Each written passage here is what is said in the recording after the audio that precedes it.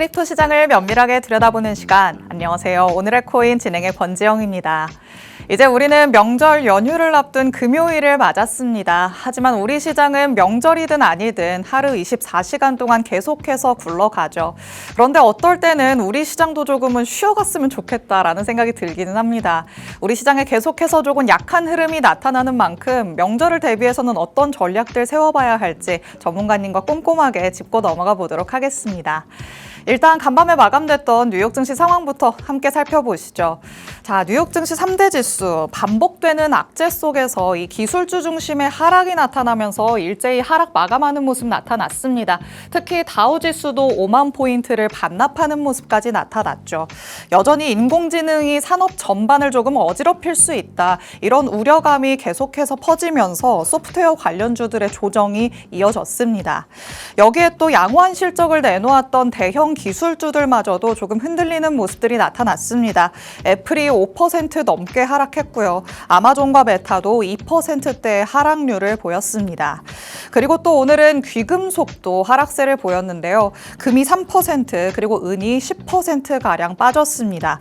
오히려 주식 손실이 조금 확대되다 보니까 유동성이 높은 쪽에서 자금을 확보하려는 움직임이 일어났다. 이렇게 회속되고 있으니까요. 조금 더 추이를 지켜보시는 것도 좋은 방법이 될 것 같습니다. 자, 그럼 우리 시장에서는 어떤 얘기들 나왔는지 오늘 같이 살펴볼 내용들 헤드라인 통해서 만나보도록 하겠습니다. 오늘은 온체인 데이터들을 조금 중점적으로 만나보려고 합니다. 신규 투자자들은 어떤 흐름들 보이고 있는지, 그리고 앞으로 추가 하락 가능성이 제기되고 있다는 부분까지 살펴보려고 합니다. 첫 번째 내용 열어보시죠. 자, 비트코인의 가격이 저점을 다지고 다시 위로 시원하게 올라가길 바라시는 분들 많으시죠. 지금이 완연한 하락장이다. 올 한 해 동안에는 하락 기조가 이어질 것이다. 이런 얘기들이 나오고 있지만 아닐 수도 있지 않을까. 아직 희망을 못 버리시는 분들도 있으실 것 같은데요. 그런데 야속하게도 지금이 이제 겨우 약세장의 초기다라는 분석들이 온체인 데이터를 통해서 지금 나오고 있습니다. 먼저 첫 번째 데이터 같이 한번 살펴보도록 하겠습니다. 이 데이터를 통해서는 신규 투자자들이 유입이 되고 있는지 아니면 유출이 되고 있는지 살펴볼 수 있는 상황인데요. 현재 신규 투자자의 유입이 마이너스로 돌아서면서 빨간색 영역으로 표시되는 게 확인이 되고 있습니다. 그렇다면 시장에 나타나는 매도세가 이 새롭게 시장에 들어오는 투자자들의 자금으로 흡수되지 않는다는 걸 얘기하는 거겠죠. 신규 자금의 유입 없이 내부 회전만 일어나다 보니까 유동성이 조금 축소된다. 라고도 볼 수 있겠습니다. 그럼 다음 데이터 같이 한번 살펴보면서 두 번째 내용 만나보시죠. 이 지표는 시장 전반의 사이클을 추적하는 강세 약세장 사이클 지표입니다. 시장이 강세장일 때는 보시다시피 윗부분에 붉은 영역으로 표시가 되고요. 시장이 약세장일 땐 파란 영역으로 밑에 부분에 확인이 되고 있습니다. 그런데 지금 이 지표는 이미 작년 10월부터 약세장으로 돌아섰다라는 걸 의미하고 있습니다. 그리고 과거 사이클에서는 지금보다도 사실 더 짙은 파란색의 영역을 띠기도 했다라는 게 확인이 되고 있죠. 그렇다면 아직도 우리는 극단적인 약세 구간은 아니라는 걸 알 수 있는 대목이기도 합니다. 이런 온체인 데이터들이 아직까지도 우리 시장이 조금 하방으로 많이 열려 있음을 시사하고 있는 상황입니다. 단기적인 반등은 나타날 수 있겠지만 전체적인 시장 구조 자체가 하락을 나타낸다는 거겠죠. 이 안에서 수익을 챙겨보려면 확실히 조금은 이전보다는 단기적인 접근 전략들을 가져가야 된다는 거 다시 한번 상기시켜 보시면 좋을 것 같고요. 이런 온체인 데이터들도 여러분도 한 번씩 꼭 체크를 해보시기 바랍니다. 자, 이렇게 만나볼 수 있는 이슈 두 가지 살펴봤습니다. 이제 실시간 시장 분위기 같이 확인해 보시죠. 전일 이 시간 대비해서 다시 한번 또 내림세 보여주고 있습니다. 언제쯤 초록불이 켜질까 조금 답답한 마음이 들기는 하는데요. 비트코인 2% 넘게 빠지면서 다시 한번 6만 5천 달러대까지 내려와 있는 모습입니다. 하지만 일단 6만 1천 달러대 여기를 지켜주기만 한다면 위험하지는 않다 이런 얘기들 나오고 있으니까요. 명절 연휴 동안에 그 구간을 잘 지켜주는지 중점적으로 살펴보시는 게 좋을 것 같습니다. 그리고 이더리움도 1% 가까이 아깝게 빠지면서 현재는 1932달러 부근에서의 움직임 가져가고 있고요. XRP도 1.81%, 솔라나는 2% 넘게 지금 하락세 보여주고 있습니다. 일단 요즘 같은 시장 안에서는 메이저 코인들이 조금 힘을 못 쓰고 있는 상태입니다. 그렇다면 알트단에서 우리가 조금은 기회를 잡아볼 수도 있지 않을까라는 생각 드는데 이런 부분들은 잠시 후에 전문가님과 같이 한번 짚어보도록 하겠습니다. 그럼 잠시 후에 전문가님과 돌아오도록 하겠습니다. 오늘의 코인 가자!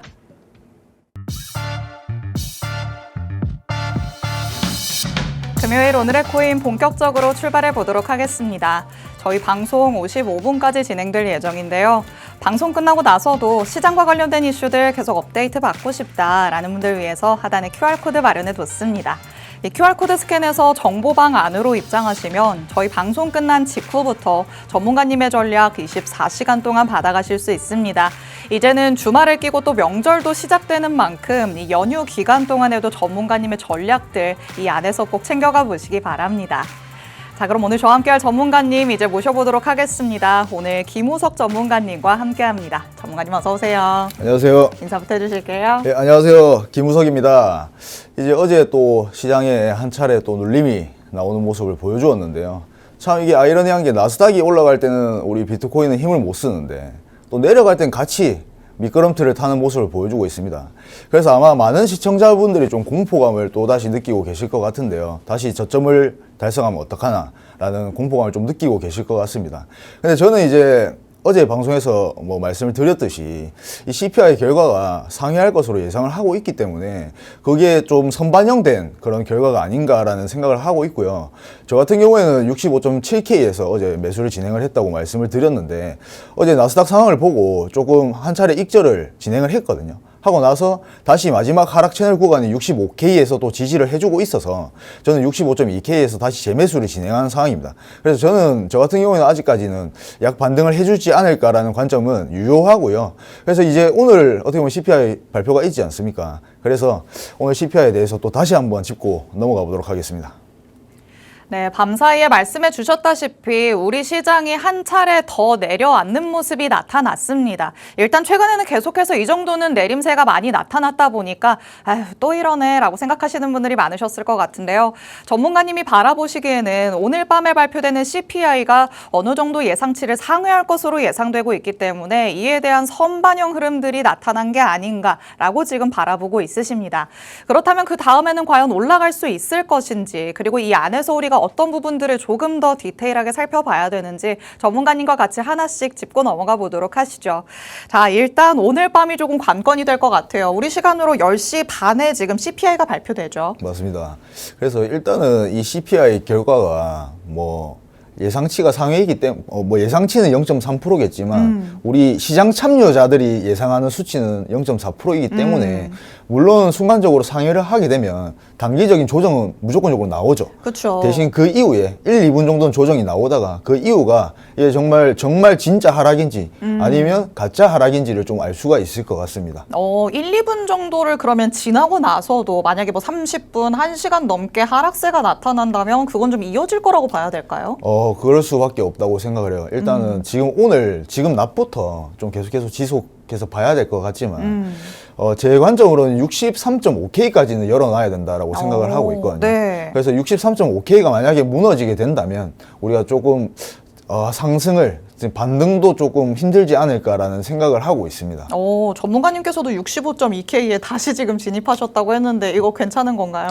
저는 그래서 분할 매수로 진행을 했고요. 63.5K가 무너지게 되면은 저는 또 과감하게 손절을 할 수 있는 사람이기 때문에 네. 제가 이게 저랑 같이 참여하는 이제 정보방에서 참여하시는 분들이 아무래도 손실을 보고 계시다 보니까 네. 저도 이게 내가 반등을 노리는 것 자체가 감정적이지 않은가 계속해서 생각을 하고 있거든요. 왜냐하면 저는 계속해서 100K에서부터 하락만 봐왔던 사람이기 때문에 이게 감정적이지 않나라는 생각을 해봤는데 어제 그래서 제가 또 복귀를 하면서 분석을 해봤지만 네. 충분히 반등을 할 수 있다라고 저는 생각을 하고 있습니다. 그리고 어제 같은 경우에 나스닥도 많이 하락을 했기 때문에 충분히 오늘은 조금 그래도 상승을 보여줘야 되는 시점이라고 생각을 하고 있습니다. 좋습니다. 일단 전문가님이 바라보시기에는 뭐 즉각적인 변동성이 나타난 다음에는 그래도 반등할 가능성이 조금 더 크지 않을까라고 생각을 하고 있으시답니다. 하지만 전문가님도 신이 아니죠. 분명히 그때그때 상황에 맞춰서 전략을 조금 다르게 빠르게 세울 수 있는 분이기 때문에 전문가라고 할 수 있을 것 같은데요. 그때 나도 실시간 대응 전략이 무언가의 도움을 통해서 필요하다라고 느끼시는 분들이라면 하단의 QR코드 스캔해서 정보방 안으로 들어와 주시면 되겠습니다. 이 안에서는 전문가님께서 이렇게 이벤트가 있을 때마다 실시간으로 전략들 세워주고 있으시니까요. 전문가님의 냉철한 시각을 빌려서 여러분도 좀 철저하게 대응을 해보시는 게 좋을 것 같습니다. 자, 이렇게 CPI 일단 오늘 밤을 조금 기다려 봐야 될 것 같고요. 그리고 우리가 또 기다리는 소식이 하나 있죠. 미국과 이란이 조금 사이가 좋아질 수 있는 그런 내용들일 것 같은데 아직까지는 조금 묘연하다라고 볼 수 있을 것 같아요. 맞습니다. 그래서 이게 뭐 한 번 또 한 적이 범행을 좀 저지른 적이 있기 때문에 범행이었나요? 예, 미국이 또 한 번 때린 적이 있잖아요. 네. 그렇기 때문에 지금 좀 군사적으로 계속 압박을 가하고 있는 상황이고 이 트럼프 대통령도 제가 생각했을 때는 뭔가 이게 협의가 잘 일어나지는 않을 것 같아요. 월요일에.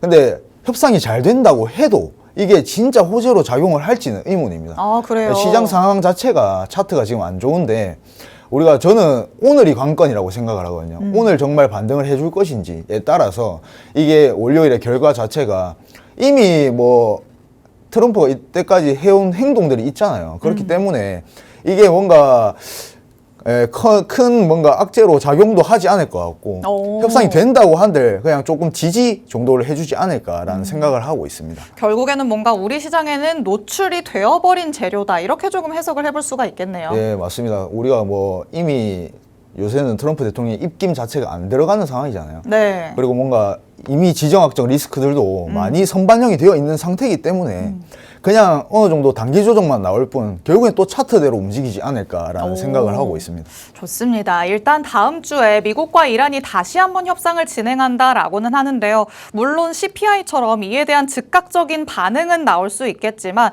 이에 대해서 그 반응의 폭이 그렇게 크지는 않을 것이다. 또 전문가님께서는 이런 의견을 덧붙여 주셨습니다. 이미 시장에 어느 정도 이 이슈에 대해서는 반응이 다 나와 있는 상태다라고도 볼 수 있겠죠. 그렇다면 이게 어떻게 진행이 되는 건지 그 이슈들을 조금 팔로우업할 필요는 있겠지만 여기에 너무 민감하게 대응하는 그런 부분들은 조금 버리셔도 괜찮을 것 같습니다. 미국과 이란이 어떻게 흘러가는지 계속해서 주시를 해보시기 바라고요. 그리고 비트코인이 그렇다면 앞으로 조금 어떻게 흘러갈 것인지 우리가 시나리오별로 조금 예측을 해볼 수 있을 것 같습니다. 자, 일단은 지금 분명히 기회를 호시탐탐 노리시는 분들도 있으실 것 같아요. 내가 맞아요. 이때만을 기다렸다. 지금이 들어갈 때인가? 저도 그런 질문 되게 많이 받거든요. 제 맞아요. 주위에서 비트코인 요즘 하락했다 하니까 지금이야? 지금 들어가는데? 네, 라고 맞습니다. 물어보시는데 네. 어떻게 신규 진입자들은 지금 괜찮을까요? 아무래도 저는 항상 이제 만약에 지금 이제 추세를 알고 나서 우리가 이 가격을 딱 봤을 때 정말 매력적인 가격인가를 일단 봐야 되잖아요. 근데 지금 충분히 매력적인 가격이지만 그쵸? 아무래도 시장 상황이 많이 안 좋다 보니까 우리가 뭔가 신규 진입을 할 때는 항상 상승 추세를 확인하고 난 다음에 우리가 그 다음에 눌림이 나왔을 때 추격 매수를 진행해도 늦지 않았거든요. 그렇기 때문에 저 같은 경우에는 만약에 76K를 강하게 돌파를 해준다면 어느 정도 우리가 다시 상승 추세를 바라볼 수 있다라고 말씀을 드리고 싶고요. 일단 제가 오늘 뭔가 단가를 뭐 80K 그냥 중앙 정도에 맞춰서 가지고 나와봤는데요. 네. 일단 아마 지금 계속해서 장기 보유자들이 많지 않습니까? 그쵸. 손실을 보고 계신 분들도 많으실 거고 아마 대부분이 손실을 좀 보고 계실 겁니다. 근데 이제 우리가 어떻게 좀 대응을 해야 되냐라고 말씀을 드리면 일단 기본적으로 80K 이상 어느 정도 되시는 분들은 일단은 평단가가 많이 좋지 않은 상황이지 않습니까? 그래서 우리가 뭔가 추세 전환을 확인하기 전까지는 물타기를 어느 정도 자제하시는 게 좋고요.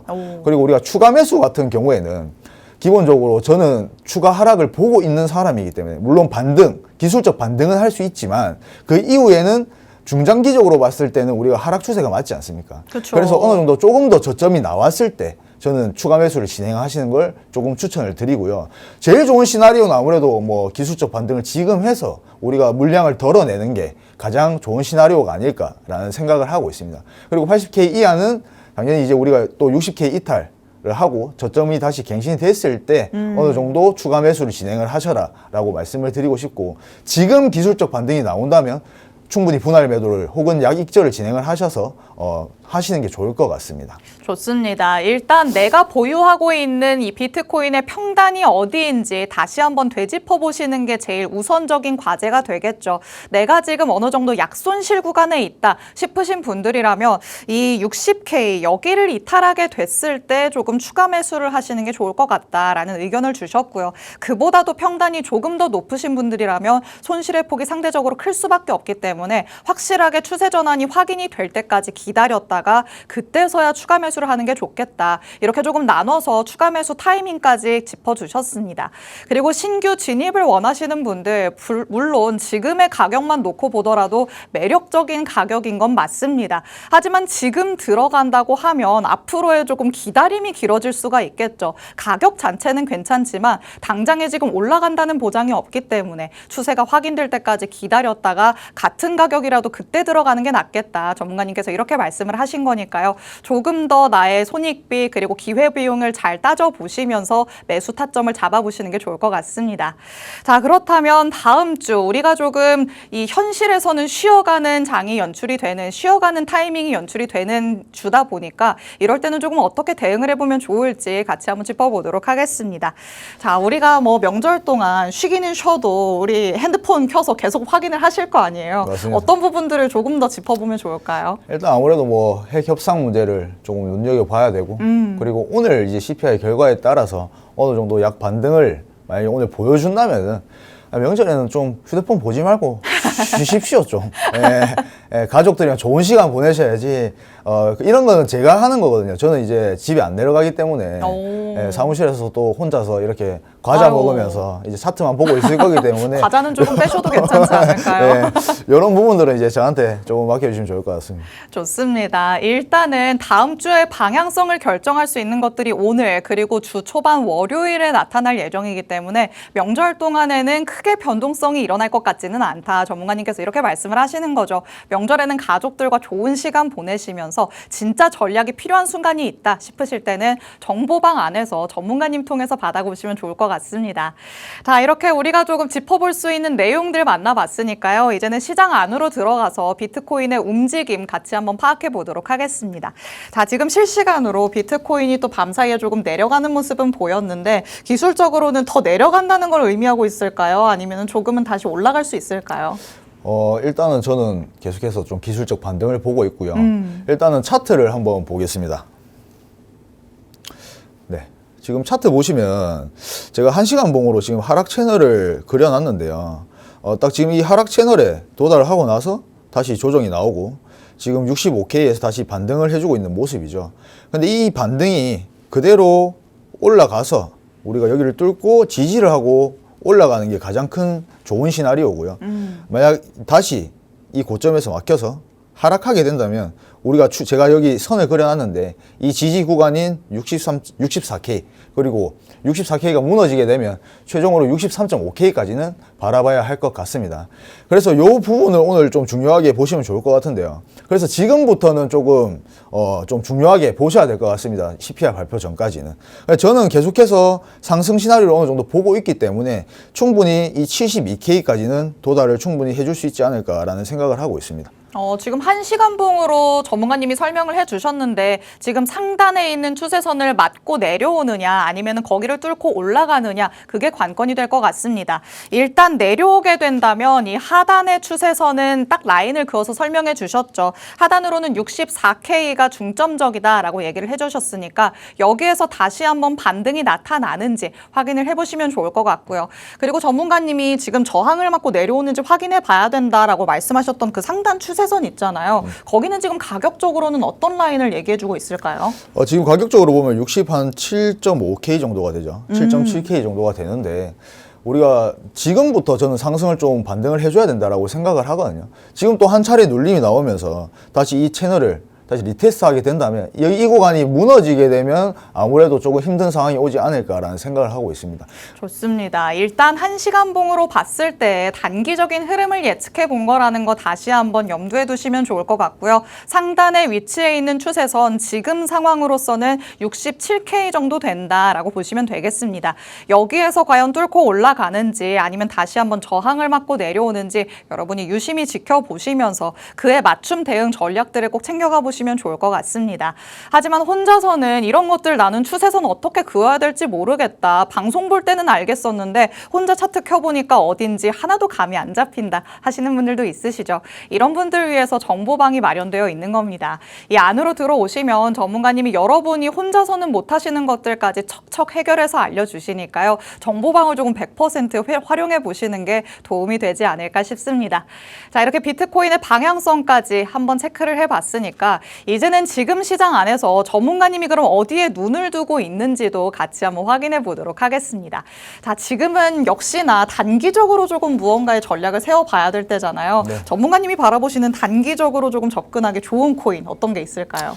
일단은 지금 대부분의 이 코인들이 뭐 비트코인과 커플링으로 움직이지 않습니까? 빠질 때는 이 하락장일 때는 이걸 무시할 수가 없거든요. 그렇죠. 그렇기 때문에 지금 우리가 항상 이런 제가 히트코인을 드릴 때는 이제 우리가 중장기적으로 접근을 하기보다는 단타로 수익을 보고 나와야 되는데 제가 오늘 가지고 온 히든코인은요 조금 단타로 접근하기 굉장히 좋다고 저는 생각을 하고 있습니다.